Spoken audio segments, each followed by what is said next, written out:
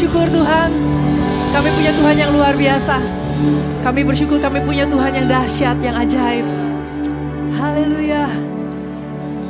Terima kasih Tuhan. Terima kasih buat segala kebaikan-Mu Tuhan.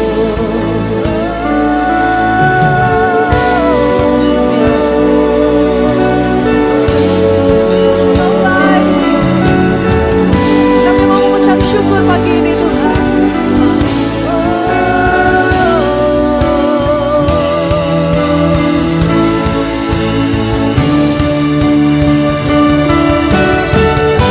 Mari datang dengan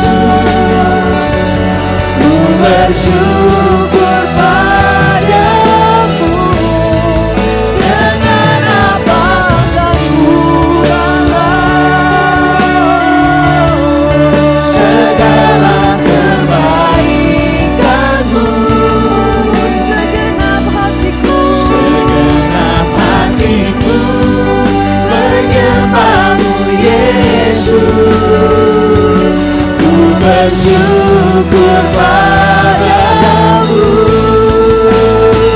selamanya. Dengan apakah ku balas segala kebaikanmu, segenap hatiku menyembahmu Yesus, ku bersyukur padamu. Dengan apakah ku balas segala kebaikanmu, segenap hatiku menyembahmu Yesus, ku bersyukur padamu selamanya. Haleluya, haleluya. Kami mau bersyukur pagi ini Tuhan. Terima kasih buat segala kebaikan-kebaikan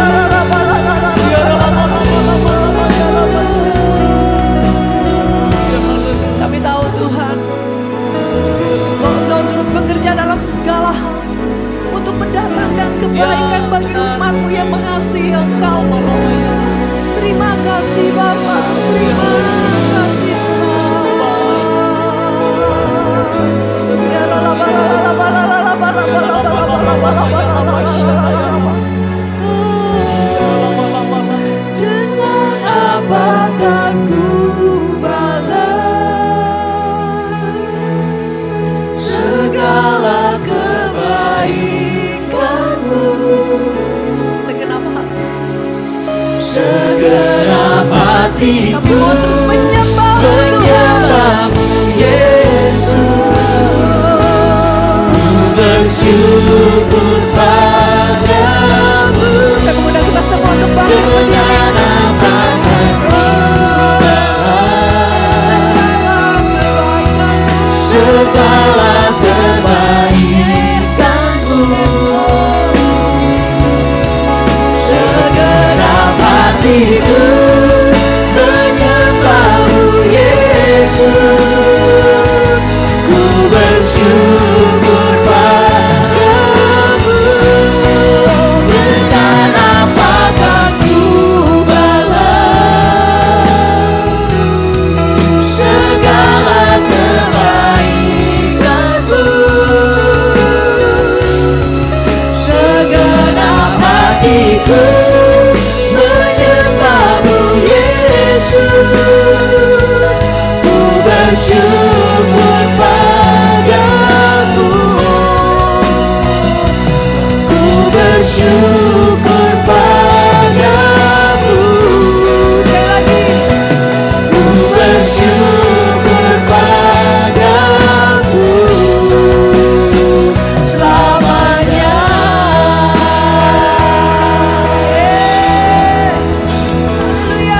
Haleluya, haleluya.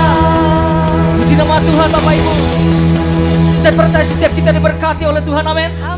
Haleluya. Seberapa kita yang siap memuji Tuhan? Berikan tepuk tangan yang paling terbaik buat Tuhan.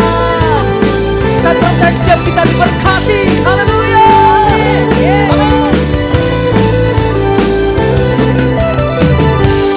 Kasih setiamu nyata bagiku, Hikmat kebajikan tersedia bagiku.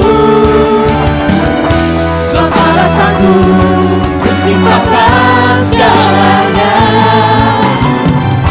dan anugerahnya sangat besar bagiku. Mari bersama-sama. Aku diberkati, aku dilimpahi, karena alasanku untuk menyediakan. Aku diberkati, Aku dilimpahi. aku dilimpahi, atas sempurna anugerah Tuhan bagiku. Saya percaya segala yang terbaik Tuhan sudah limpahkan ke seluruh setiap kita. Yang percaya katakan amin. Haleluya. Mari bersama-sama kita akan pujian ini. Kasih setiamu. Kasih setiamu nyata bagiku, hikmat kebajikan tersedia bagiku. Sebab alasanmu melimpahkan segalanya, dan anugerahnya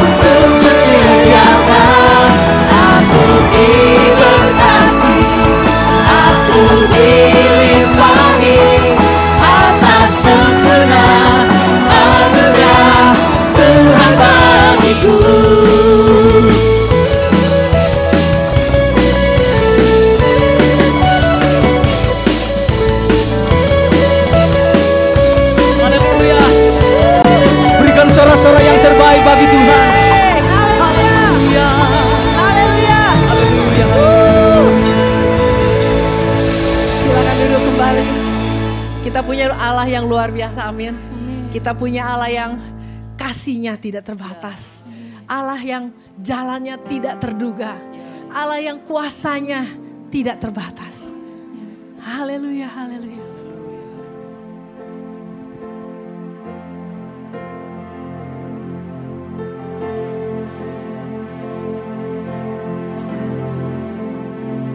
Ku kagumi caramu mencintaiku. Kau ada di cerita proses hidupku. Di titik terendahku, Kau hadir untuk mengangkatku. Ku tahu Kau tak menyerah akan hidupku. Ku kagumi caramu mencintaiku. Kau ada di cerita proses hidupku. Di titik terendahku, Kau hadir untuk mengangkatku. Ku tahu Kau tak menyerah akan hidupku. Tak terbatas kuasa-Mu, tak terduga cara-Mu. Kau yang ku andalkan di setiap langkah hidupku. Tak terbatas kasih-Mu, tak terduga jalan-Mu. Kau yang ku percaya di segala musim hidupku.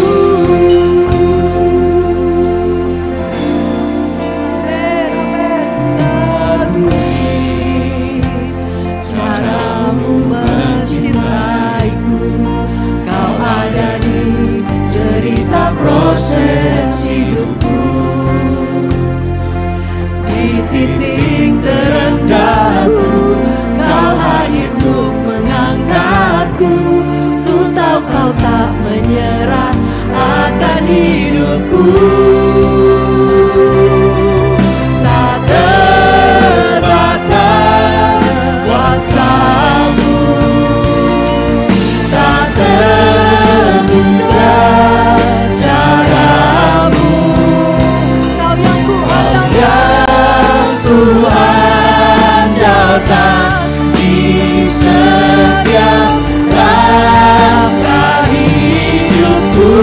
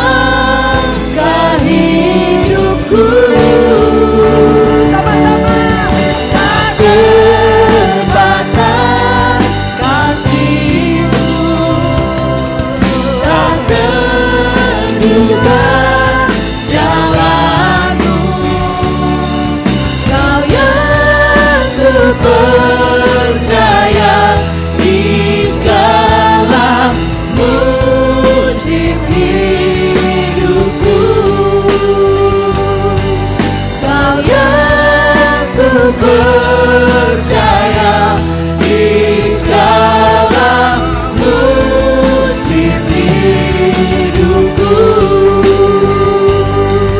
Kau yang ku percaya di segala musim hidupku.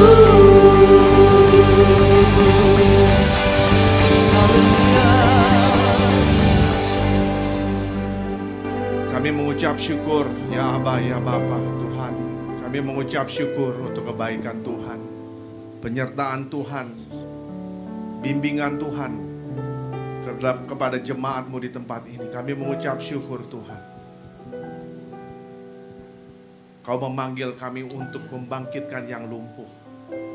Kau memanggil kami ya Tuhan, untuk mengalami pertumbuhan. Kau memanggil kami Tuhan, agar kami mengambil keputusan-keputusan yang tepat dalam hidup kami. Benar. Sebentar firman-Mu akan dibagikan ya Abah, ya Tuhan. Kuduskan, sucikan hati kami. Berikan kami kelemah lembutan Tuhan. Berikan kami hati seorang murid. Roh Kudus, hamba berdoa Kau lawat kami, jamah kami. Selidiki setiap area dalam hidup kami.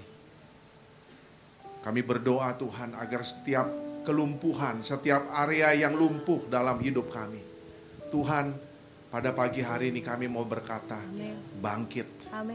Kami mau berkata bangkit. Jamah kami Tuhan, lawat kami Tuhan. Kami mau berubah. Terima kasih Roh Kudus. Terima kasih ya Tuhan. Di dalam nama Tuhan Yesus, kami sudah berdoa dan mengucap syukur. Yang percaya sama-sama katakan amin. Shalom Bapak Ibu sekalian duduk. Luar biasa. Mungkin bagi Bapak Ibu yang baru ketemu saya, perkenalkan nama saya Ridwan Jaya, saudara. Nama saya Ridwan, saya bersama dengan istri saya hadir bersama-sama saudara. Kami melayani di GBI City of Love, Sampurna Strategik di Jakarta, saudara. Dan saya bersama-sama dengan GBI Rumah Doa Menara BRI ini sejak sekitar tahun 2010, saudara. Jadi saya sudah melayani rutin di Rumah Doa Menara BRI. Lalu waktu itu ke Perdana Wisata, ya rutin melayani di Perdana Wisata. Saya masih ingat Stefan dulu kalau di BRI masih main gitar yang holo ya, Yamaha, masih ada ya gitarnya Pak ya. Lalu waktu di Menara Perdana Wisata, rombongan Ranca Ekek selalu datang saudara. Sekarang saya dengar sudah datang sendiri katanya. Sudah dewasa nih saudara, terjadi kedewasaan ya. Puji Tuhan, saya bersama dengan saudara sekali lagi hari ini. Hari ini saya mau membagikan satu judul firman Tuhan hari ini adalah Fondasi Jemaat Mula-Mula, saudara. Fondasi Jemaat Mula-Mula pasca kenaikan Tuhan Yesus. Jadi Jumat kemarin kita merayakan kenaikan ya saudara. Itu Kisah Rasul 1 ayat 1 sampai 11 kenaikan. Lalu ayat 12-nya kita akan masuk ke ayat 12-nya. Jadi ayat 12-nya ini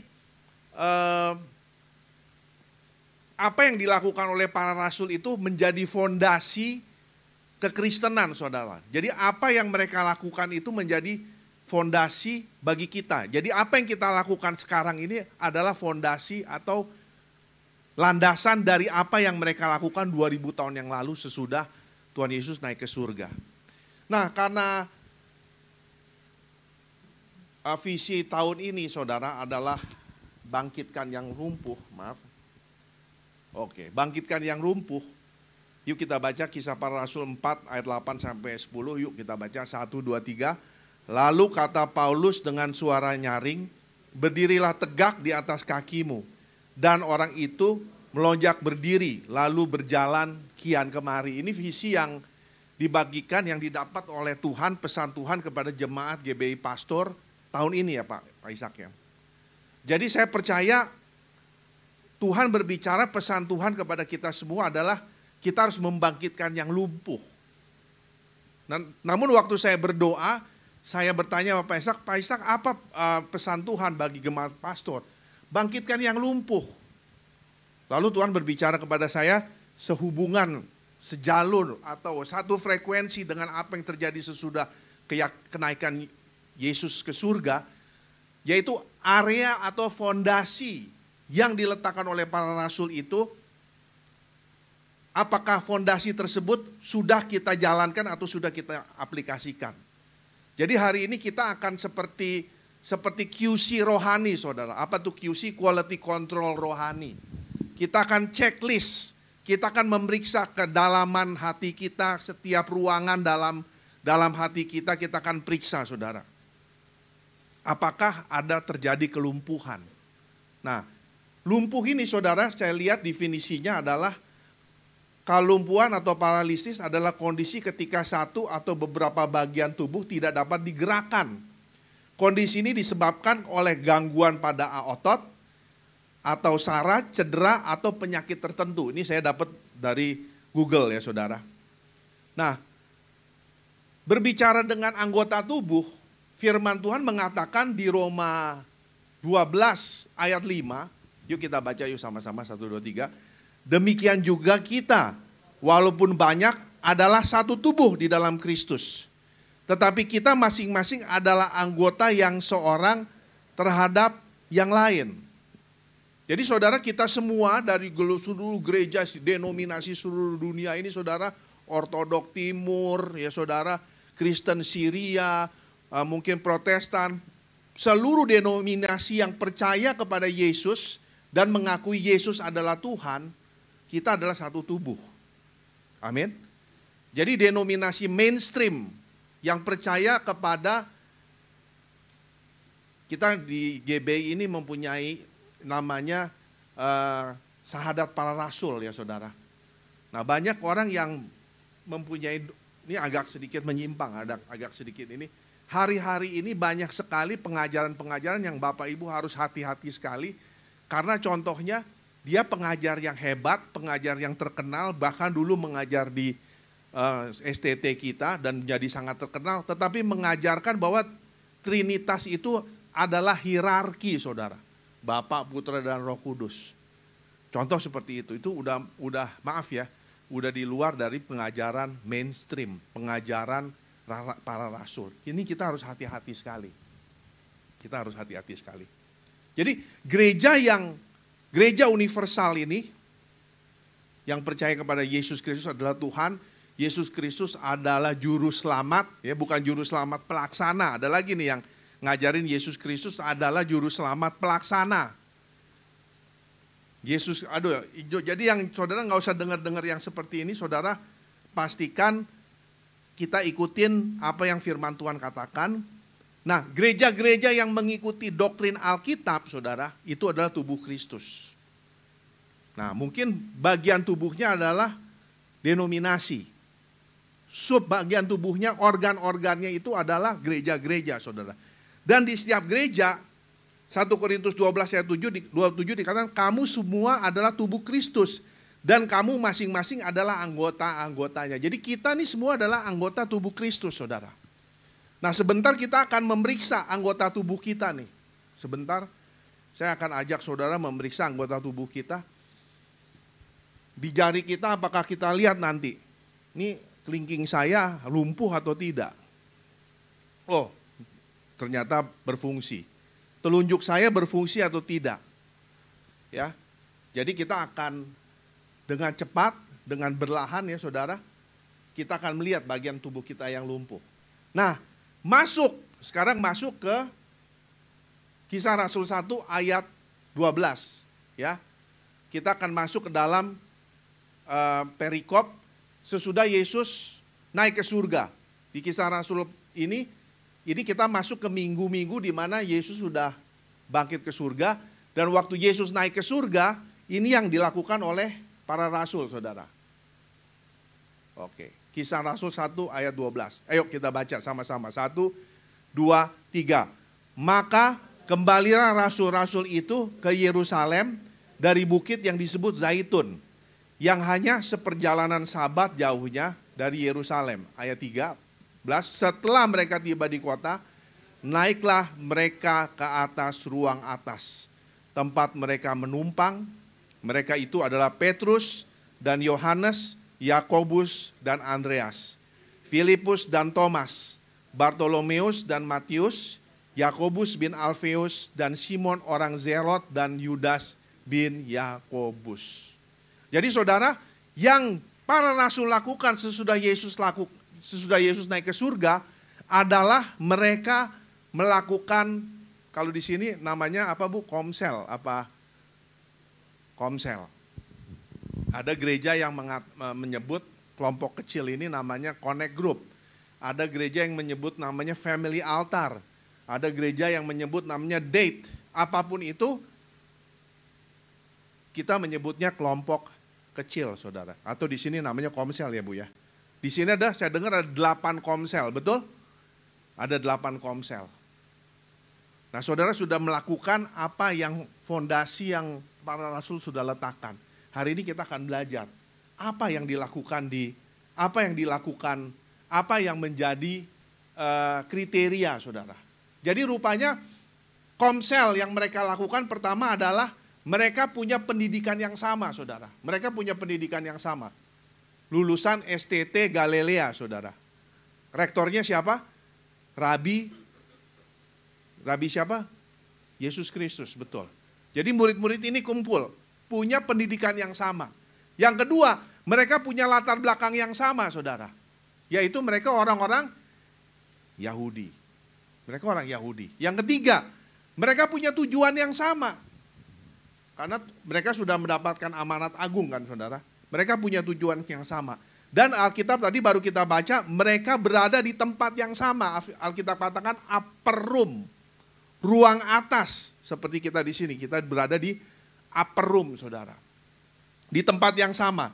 Dan mereka sedang menghadapi masalah yang sama. Ini kita bisa lihat dari Alkitab. Nah saudara, kita akan masuk ke dalam, karena ini adalah persekutuan dalam kelompok kecil. Ada seorang doktor church growth atau pertumbuhan gereja bernama Dr. Christian Schwartz. Dia mengeksegese Alkitab dan dia mengadakan survei di ratusan ribu gereja. Dan Dr. Christian Schwartz ini menemukan bahwa gereja yang bertumbuh mempunyai karakteristik kualitas. Katakan sama-sama karakteristik kualitas. Gereja yang bertumbuh ini memiliki karakteristik yang kualitas, yaitu persekutuan dalam kelompok kecilnya menjawab kebutuhan. Amin. Jadi karakteristik kualitasnya adalah persekutuan dalam kelompok kecil yang menjawab kebutuhan. Jadi persis seperti yang dilakukan para rasul 2000 tahun yang lalu saudara. Mereka menjawab kebutuhan. Jadi ceritanya Petrus bilang begini, ayo pasti ngumpul. Ini saya eksegese ya saudara ya. Petrus ngumpul. Wah, lu mesti tolongin gua nih. Kita dapat amanat agung. Tuhan Yesus sebelum naik udah bilang, pergi jadikan seluruh bangsa muridku. Lu harus tolong gua dong. Kita dapat tugas tanggung jawab gede nih. Menjadikan seluruh bangsa murid. Wah saudara, Petrus ngomong begitu. Lalu Yohanes jawab saudara, Yohanes jawab, lu jangan ngomong-ngomong ke sono-sono deh. Lu jangan pergi-pergi ke seluruh dunia, gua dapat tanggung jawab nih. Yohanes nih saudara. Yuk ingat saudara, Yohanes waktu Yesus di atas kayu salib, siapa yang dititipkan Maria, bunda Yesus, siapa yang dititipin? Yohanes dititipin, lu jangan begitu. Gua dapat tugas tanggung jawab nih ngurusin ibu daripada bunda Maria nih kepada gua nih. Lu jangan mikirin yang luar-luar dulu, urusin dulu dong nih keluarga gua dong, urusin dulu dong pesan gua dong. Nah, tapi si Yakobus lain lagi jawabnya. Si Yakobus ini seorang rasul yang sangat memperhatikan masalah rohani ya saudara.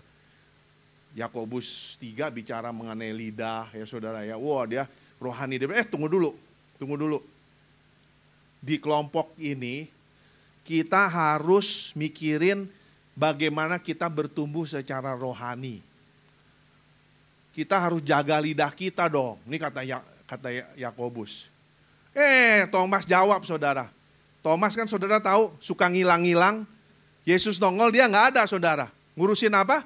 Urusin masalah pribadi. Jadi Thomas bilang begini. Oh yang penting di kelompok sel. Gue tuh aman ngomongin masalah pribadi. Gue gak takut, gue diomongin. Thomas bilang begitu saudara.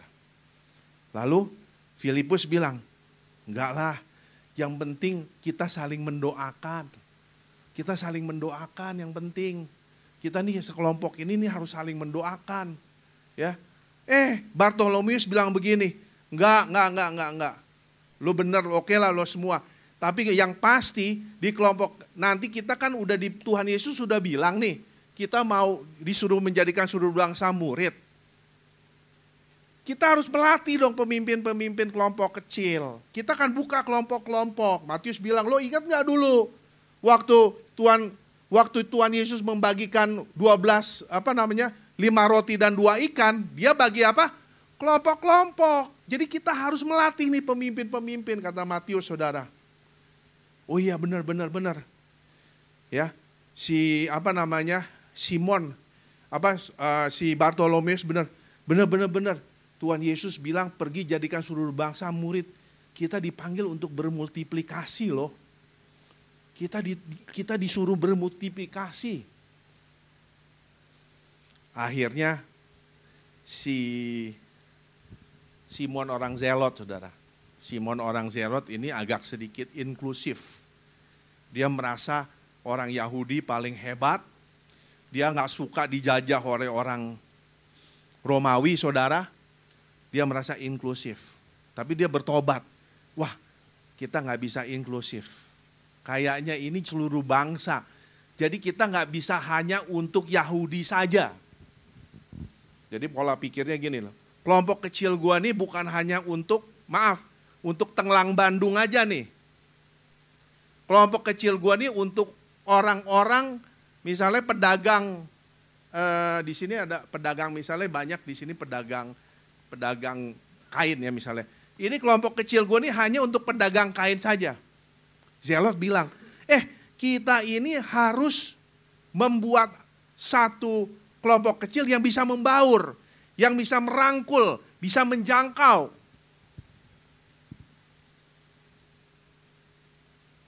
Lalu Yudas bin Yakobus bilang, enggak.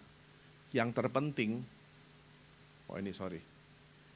yang terpenting adalah di dalam kelompok sel itu harus ada saling percaya. Artinya apa saling percaya? Kalau ada yang curhat, gak boleh bocor. Jangan ada kebocoran. Amin. Nah pertanyaan saya adalah, kelompok kecil, bagaimana di 8 kelompok kecil di GBI Pastor? Apakah output seperti tadi yang kita sharing tadi? Ke-9 output, ke-9 indikator ini apakah sudah kita jalankan? Kalau belum berarti ini adalah organ tubuh yang lumpuh. Amin saudara. Karena dalam pertumbuhan gereja dikatakan demikian. Gereja yang sehat itu pasti bertumbuh. Saudara katakan sama-sama, gereja yang sehat itu pasti bertumbuh. 1, 2, 3. Gereja yang sehat itu pasti bertumbuh. Pasti bertumbuh saudara. Gereja yang sehat itu pasti yang bertumbuh. Loh kalau dia tidak bertumbuh, pasti ada organ tubuhnya yang lumpuh. Orang yang lumpuh itu organ tubuhnya gak bisa bertumbuh saudara. Tapi kalau dia sehat, dia pasti bisa bertumbuh. Kalau pertanyaan bagi saudara semua, apakah saudara berada di dalam kelompok kecil. Tapi saya mau ajak saudara, kalau saudara tidak ada di dalam kelompok kecil, saudara bisa datang ke gembala saudara, pemimpin saudara. Gua di sini, gua harus di kelompok sel mana? Maaf, saya di sini bukan menghakimi, tapi saya di sini menunjukkan apa yang firman Tuhan katakan. Karena begitu mereka Yesus naik, para rasul yang lakukan pertama adalah mereka ngumpul di komsel, saudara. Mereka nggak lakukan yang lain, mereka kumpul dulu. Mereka kumpul dulu, saudara. Ini checklistnya, saudara. Kalau saudara belum di salah satu ini, saudara belum, ini saudara catat, kayaknya ini yang harus saya lakukan. Ini PR, saudara. Ini adalah area di mana lumpuh. Dan tahun ini dikatakan bangkitlah, apa? Bangkitlah yang lumpuh.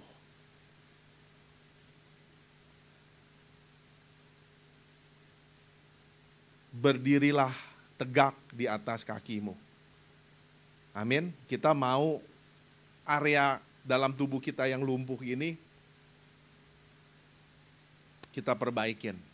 Amin. Ini khotbahnya memang agak ini ya saudara ya. Saya nggak pernah khotbah ini juga, seperti ini saya nggak pernah. Tapi saya suka sekali Pastor Ishak selalu bilang, apa pesan Tuhan? Nah saudara, ini pesan Tuhan bagi gereja GBI Pastor, saudara. Area-area mana yang lumpuh, ayo sama-sama kita bangkit dan mari kita jalan. Coba saya mau lihat angkat. Siapa di sini yang sudah berada di dalam kelompok kecil atau komsel di GBI Pastor, angkat tangan. Oke. Masih banyak yang belum tuh, ya. Terima kasih. Yang belum berada di kelompok kecil, pastikan saudara berada di dalam kelompok kecil. Tuhan mau saudara bertumbuh. Amin. Dan saya jamin saudara akan bertumbuh kalau saudara berada di dalam kelompok kecil. Amin. Slide berikutnya. Di ayat 14 saudara. Kita baca Kisah Rasul 1 ayat 14. 1, 2, 3. Mereka semua bertekun dengan sehati dalam doa bersama-sama. Dengan beberapa perempuan serta Maria ibu Yesus dan dengan saudara-saudara Yesus. Saya minta maaf, saya tahu DNA gereja ini adalah doa. Saya mohon maaf bukannya mengajari saudara berdoa. Karena saudara, saya nggak perlu ngajarin ikan berenang ya saudara, ikan udah jago berenang, saya nggak usah ngajarin burung terbang ya. Saya tahu gereja ini dibangun di atas doa. Saya bahkan belajar dari gembala saudara bagaimana gereja ini diawali dengan doa saudara. Ya. Nah pertanyaannya apakah kita semua, nah ini kan pengkerja nih, ini pelayan nih, semuanya memulai dengan doa saudara. Jadi kerohaniannya ini, gereja ini diawali dengan kerohanian yang haus dan antusias. Iya betul, gereja ini diawali dengan kerohanian yang haus dan antusias, saudara. Pertanyaannya kita cek sekarang. Apakah kehausan dan antusias yang di gereja mula-mula, 30 tahun yang lalu ya Pak Ishak ya, 20 tahun yang lalu. 20 tahun yang lalu itu, sampai sekarang masih saudara miliki. Saudara masih memiliki rasa haus, antusias seperti mula-mula. Seperti waktu gereja ini berdiri. Nah, dari Kisah Rasul 1 ayat 14, di sini kita bisa belajar saudara. Bahwa mereka para rasul ini saudara, sesudah mereka berkumpul, sesudah mereka menentukan visi, sesudah mereka membicarakan apa yang menjadi kebutuhan, tadi kita udah list ya. Mereka udah tahu nih, nilainya udah tahu nih. Oke, kita harus bermultiplikasi. Oke, kita akan melatih pemimpin-pemimpin. Oke, ini satu kesepakatan. Nggak boleh ada namanya bocor mulut, jangan ada kebocoran ya. Masalah di sini kita selesaikan di sini, apa yang ada di dalam kelompok sel, kita doakan di kelompok sel, kita selesaikan di dalam kelompok sel. Oke, semuanya tugas-tugas semuanya diberesin di komsel. Lalu sesudah mereka di dalam kelompok sel, yang menjadi pola pertumbuhan gereja adalah ternyata mereka mempunyai kerohanian yang haus, saudara. Mereka punya kerohanian yang haus. Jadi poinnya pertama, nah dalam bahasa saya kutip dari King James, this all, tadi yang Kisah 1 ayat 14 saudara, saya dalam King James-nya mengatakan, this all continue with one accord in prayer. Jadi mereka terus continue, itu artinya terus menerus, mereka terus menerus melakukan pertemuan di dalam kelompok sel. Tetapi bukan hanya berkumpul, tetapi mereka with one accord in pray and supplication. Jadi di dalam kesatuan, saudara, mereka berdoa dan memohon kepada Tuhan. Mereka bersyafaat, saudara, di dalam kelompok itu. Jadi poinnya dari Kisah 1 ayat 14, ada waktu untuk berdoa. Oke, saudara, masuk ke pribadi kita. Apakah kita punya waktu untuk berdoa? Ya, tiap hari ada pertemuan doa. Oke, puji Tuhan. Apakah saudara punya waktu untuk berdoa? Ada, pastor, bangun tidur saya berdoa, mau makan saya berdoa, mau tidur saya berdoa, ya puji Tuhan.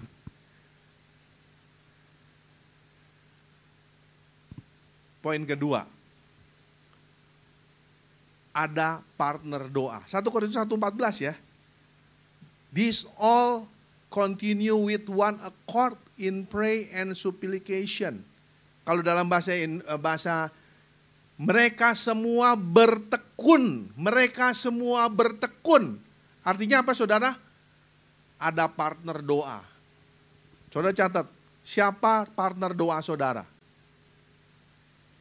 Siapa partner doa saudara? Kalau saudara belum punya partner doa, saya punya partner doa, istri saya berdoa. Istri saya tiang doa, saudara. Kami melayani di pendoa-pendoa syafaat seluruh Indonesia, ada 200 pendoa syafaat. Tiap pagi jam 4 sampai jam 6 kami berdoa bersama-sama, saudara. Di Zoom ya, di Zoom. Tapi dari 200 anggota ya yang hadir 50, 60 gitu ya, saudara. Istri saya selalu menjadi tiang doa, mendoakan saya, mendoakan pelayanan saya. Dan saya membina di persekutuan, persekutuan ini, saudara. Namanya ministry. Dan saya mendorong, pastikan kamu punya partner doa. Suami istri, pastikan istri saudara, suami saudara menjadi partner doa saudara. Kalau saudara masih single, saudara cari orang untuk menjadi partner doa saudara. Yang ketiga, ada kesinambungan doa. Maaf nih. Ada kesinambungan doa. Saya salut GBI Pastor, Rumah Doa Menara BRI, namanya saja udah rumah doa ya saudara.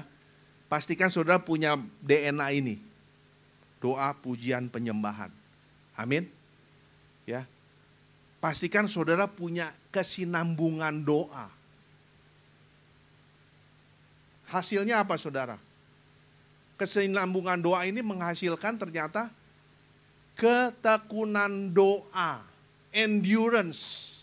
Kalau saudara punya endurance dalam doa, saya mau pastikan masalah apapun yang saudara hadapi, pasti bisa saudara selesaikan. Bersama dengan kekuatan doa ya saudara. Kami di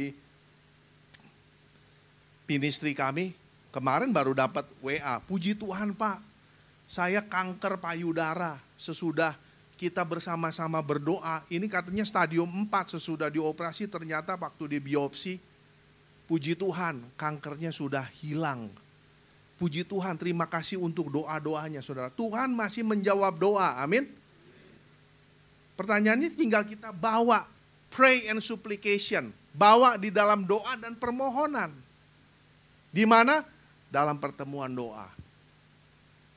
Nah, ketekunan doa, saudaraku, menghasilkan jemaat yang setia. Saya percaya saudara ini adalah jemaat yang setia, amin.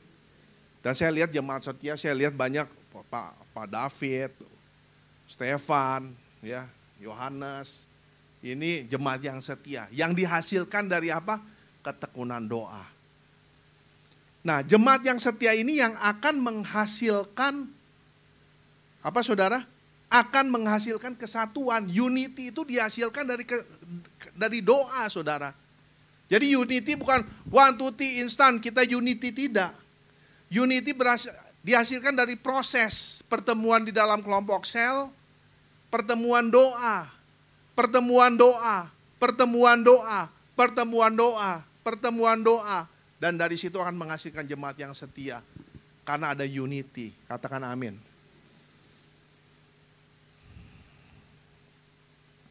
Nah, outputnya. Fondasi yang kedua dari kerohanian yang haus. Waktu doa saya menjadi pengalaman yang mendatangkan inspirasi. Saya percaya waktu mereka berdoa, tiba-tiba Maria berkata saudara, Bunda Maria, Petrus aku dapat penglihatan loh. Kamu berkhotbah di depan orang. Tuhan bicara saudara dalam pertemuan doa. Tuhan memberikan tuntunan. Saya mau tanya, tuntunan Tuhan, pesan Tuhan itu Pak Ishak dapat dari mana? Dari waktu doa, saudara. Amin. Outputnya lagi, saudara. Gereja, saudara tahu bahwa gereja berdoa secara teratur bagi saudara. Wah, kalau belum, kalau saudara, saya pelayan, saya belum berdoa secara teratur nih buat anggota kelompok sel saya. Saudara pemimpin praise and worship, saya belum nih berdoa secara teratur untuk anggota tim musik saya. Pemimpin children ministry, saya belum nih mendoakan guru-guru sekolah minggu. Hari ini saudara bikin catat di checklist. Ayo, bangkit saudara, amin. Amin.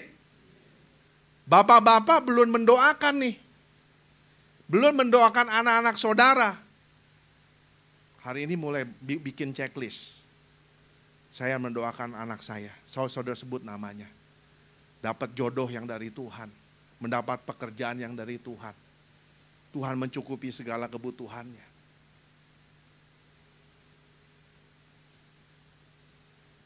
Amin.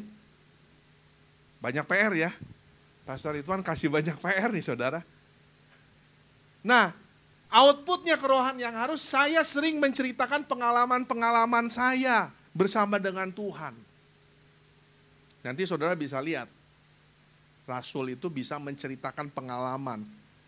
Bahkan ketika mereka menceritakan pengalamannya, mereka banyak 3.000 orang bertobat. Nanti di ibadah yang kedua saudara, saya bicara mengenai Parakletos.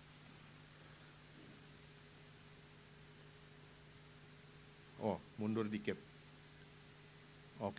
Saya antusias terhadap gereja saya.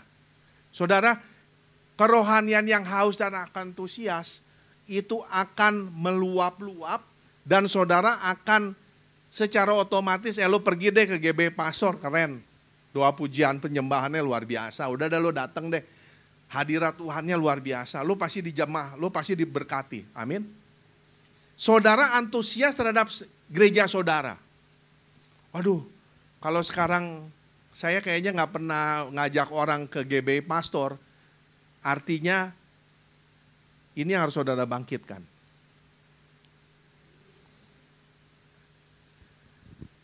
Yang poin berikutnya saudara. Saya menikmati waktu baca firman Tuhan. Waktu saudara baca firman Tuhan, saudara enjoy. Kalau saudara nggak enjoy, ada sesuatu yang paralyzed. Ada sesuatu yang lumpuh. Kalau saudara tidak enjoy hari ini, nanti sesudah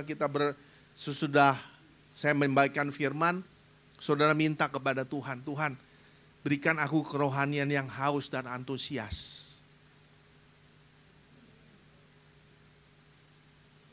Saya mau sampaikan, saudara bertumbuh, gereja ini bertumbuh.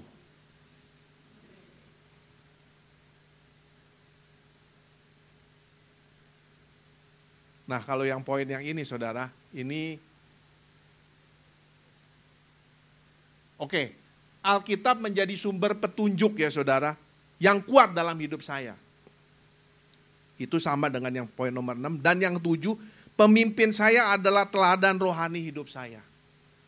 Saya rekomen gembala saudara Pak Ishak, kalau saya tinggalnya di Bandung, di daerah pastor ini saudara, saya pasti ke gereja ini. Amin. Saya akan pasti melayani di tempat ini. Terserah Pak Ishak mau suruh saya main musik, gulung-gulung kabel, susun kursi, gak masalah. Karena saya bisa berdiri di tempat ini juga dari bawah saudara. Saya dimulai dari gulung kabel, angkat-angkat sound system. Dipercaya pimpin kelompok sel. Dipercaya oke, kamu merintis ke Bandung. Oke, kamu merintis ke Semarang. Kamu buka gereja di Bali. Semua dari perkara yang kecil saudara. Semua dimulai dari kerelaan melayani. Amin.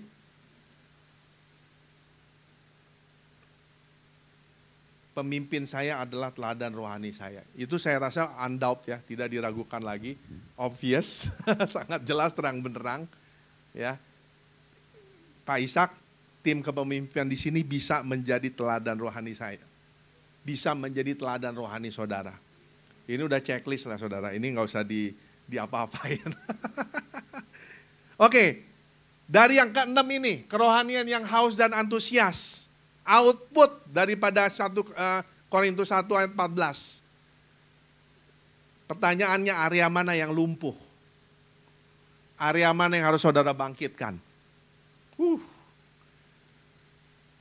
Terakhir, puji Tuhan, saya masih ada 7 menit. Kisah Rasul 1 ayat 24, saya cepat, yuk kita baca. Mereka, maafkan saya. Yuk kita baca, 1, 2, 3. Mereka semua berdoa dan berkata, ya Tuhan, Engkaulah yang mengenal hati semua orang. Tunjukkanlah kiranya siapa yang Kau pilih dari kedua orang ini. Untuk menerima jabatan pelayanan, yaitu kerasulan yang ditinggalkan Yudas, yang telah jatuh ke tempat yang wajar baginya. Lalu mereka membuang undi bagi kedua orang itu, dan yang kena undi adalah Matias. Dan dengan demikian ia ditambahkan kepada bilangan yang ke-11 rasul ini. Saudara, jadi sesudah Yesus naik ke surga, mereka kumpul di kelompok sel mereka menjawab kebutuhan, mereka berdoa, mereka punya kerohanian yang penuh dengan antusias. Lalu yang ketiga, mereka lakukan yang namanya restrukturisasi, saudara. Sama-sama katakan restrukturisasi. Nah, saudara, restrukturisasi ini ternyata yang saya pelajarin, restrukturisasi ini mendahului pelayanan, saudara. Restrukturisasi mendahului pelayanan. Jadi struktur itu udah harus ada sebelum ada pelayanan. Kenapa? Yesus sudah pakai struktur, dia punya 12 murid. Dia mengutus 70 orang. Amin. Itu udah ada strukturnya, baru ada pelayanannya saudara. Jadi struktur mendahului pelayanan.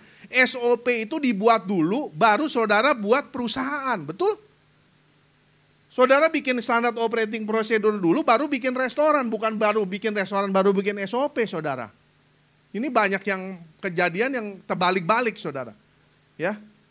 Lalu di Kisah Rasul 1 ayat 24, selalu minta petunjuk Tuhan. Ya, yang mengetahui isi hati, tadi kita udah baca, dalam menentukan posisi dan struktur. Jadi waktu saudara bikin struktur, bikin SOP gereja, saya yakin dan percaya gembala saudara pasti berdoa minta petunjuk Tuhan. Siapa ya yang ditaruh di tempat ini? Ya.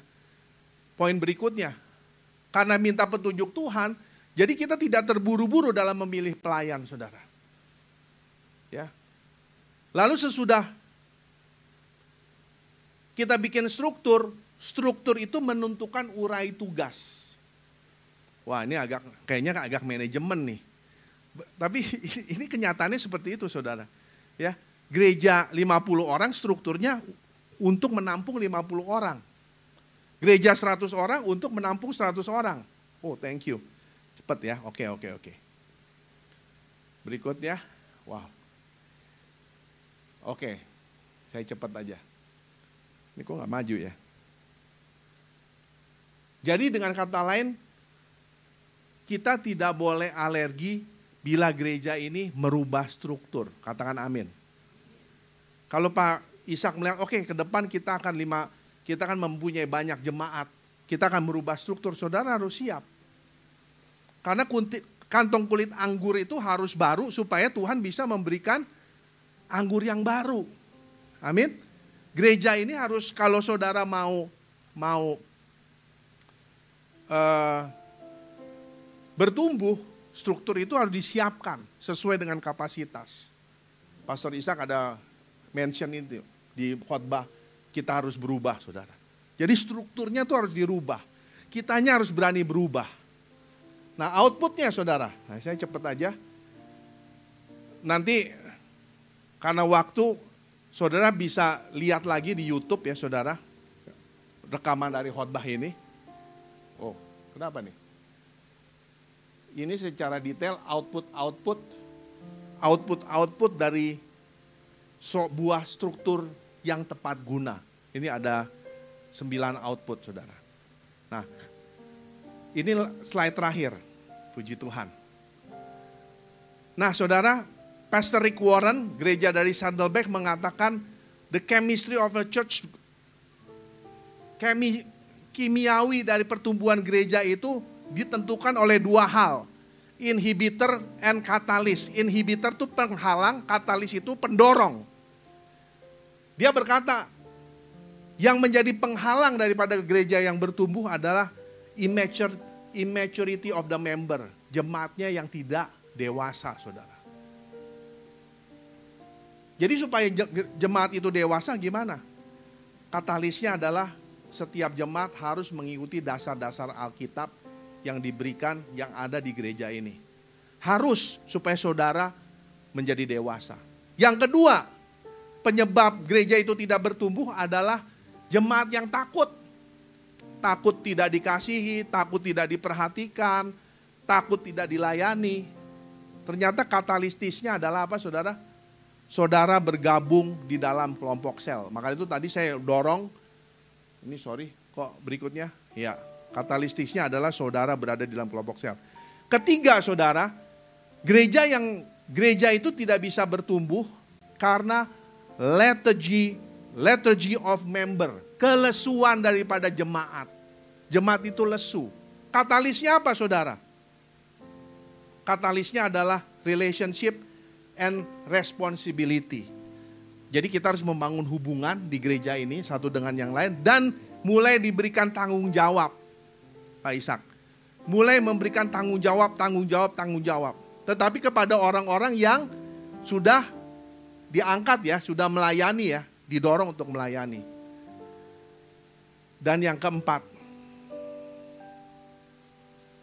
the insulation of member. Gereja ini tidak bertumbuh kalau kita mengisolasi diri. Kita cuma bergaul dengan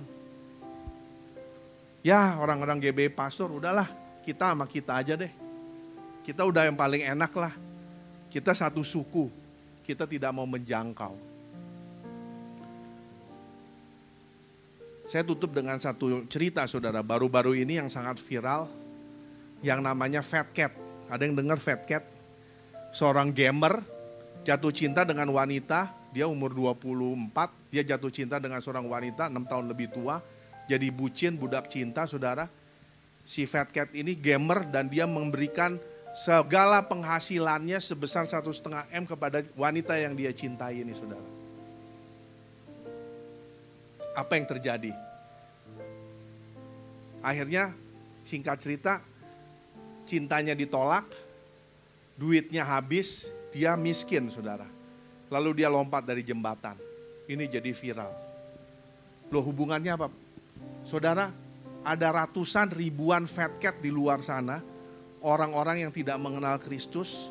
Orang-orang yang butuh cinta, saudara. Pertanyaannya, apakah saudara mau dipakai? Menjangkau mereka, memenangkan mereka. menjadi teman mereka. Gereja sudah menyiapkan saudara, ada kelompok sel, ada doa, ada struktur. Pertanyaannya, maukah saudara Tuhan pakai untuk menjangkau jiwa-jiwa? Mari kita tundukkan kepala, kita berdoa. Bapa di surga,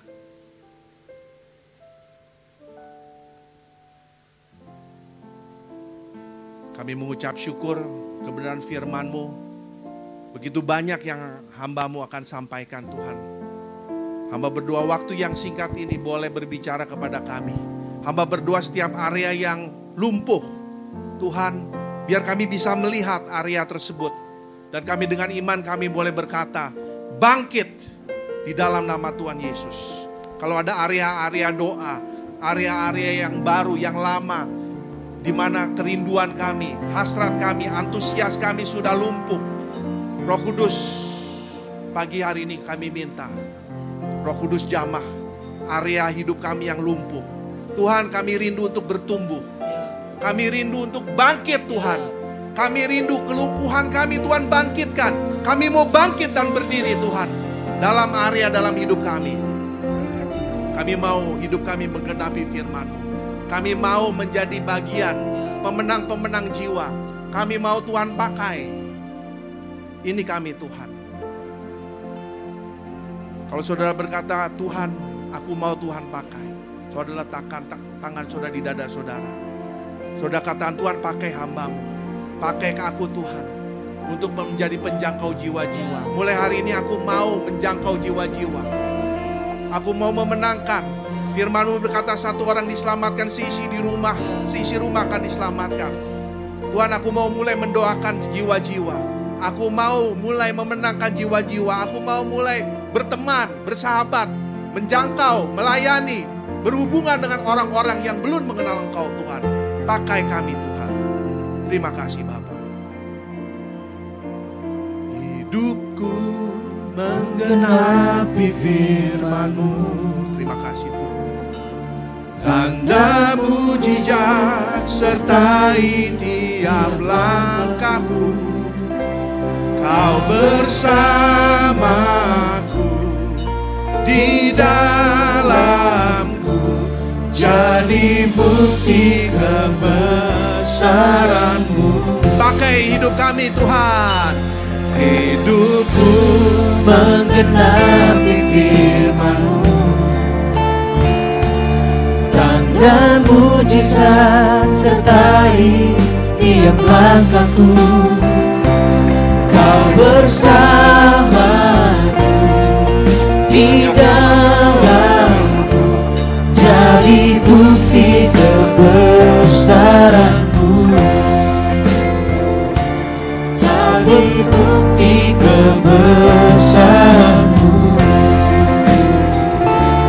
Jadi bukti kebesaran-Mu.